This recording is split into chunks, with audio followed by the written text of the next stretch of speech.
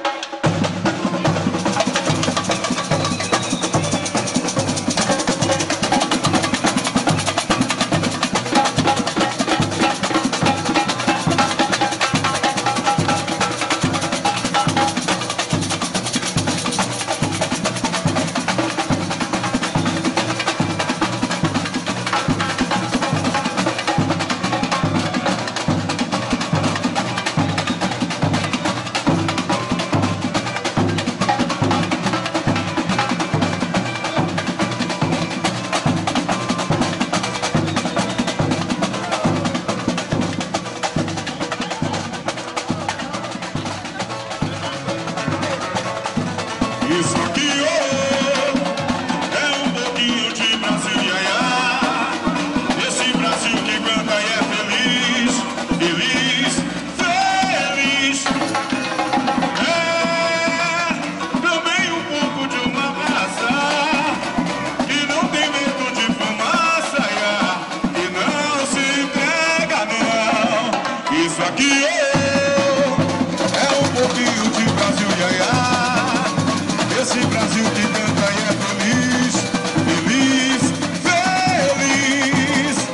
É também um pouco de uma raça que não tem medo de fumaça, e não se entrega, não. Olha assim nas cadeiras que ela sabe dar. Olha só o que beleza que ela sabe dar. Olha assim nas cadeiras que ela sabe dar. Olha só o que beleza que ela sabe dar. Morena boa, que me faz penar. Olha essa palha de prata e vem pro samba sambar. Morena boa, que me faz penar. Olha essa palha de prata e vem pro samba sambar. Isso aqui é um pouquinho de Brasil,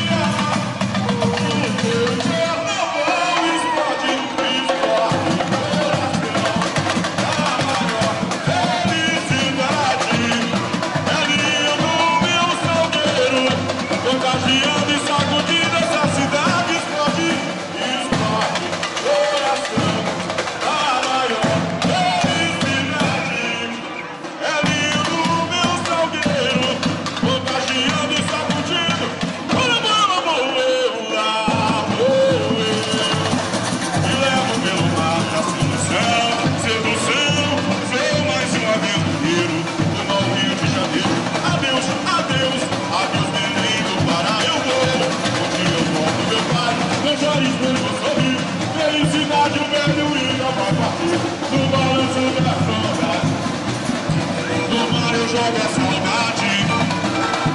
O tempo traz esperança e ansiedade. Vou navegando em busca da felicidade. No balanço da saudade. No mar eu jogo a saudade. O tempo